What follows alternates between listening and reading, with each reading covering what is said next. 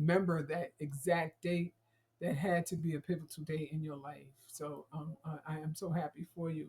In your journey towards healing, how did domestic violence try to redefine you?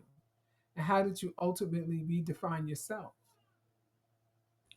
Yeah, so I've always had a background of faith. My mother, I was in church from a little girl. And so I always had that inside of me.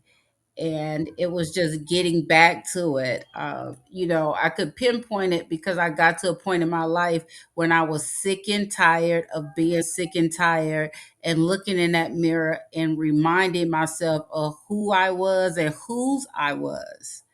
And that's Mm. what it was. It was like I knew at that point that I deserved better and that that wasn't the life that I deserved, and that gave me the power to then move out of it. I love that you said that you had to look to see who you were and whose you were. Can you explain to us when you say whose you were? I have an idea, but I just want to hear you explain that to our viewers and our listeners as far as whose you were. Yes.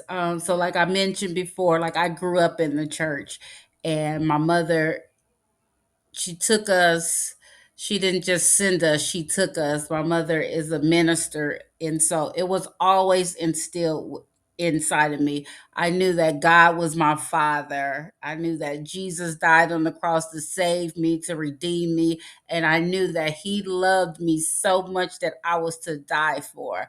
And I just, when they said hide his words in your heart, and then I just had to call them back to myself because I had, even if I didn't live by it, I just always knew. And at the moment that I needed to call on God, he was there to hear my cry. Oh, wow. So when trauma tried to redefine you or to define you, what did reclaim and rediscovering your true identity require? It's a mindset. It is a mindset because the enemy is forever, and that's Satan, the devil, is forever on his job to steal, kill, and destroy.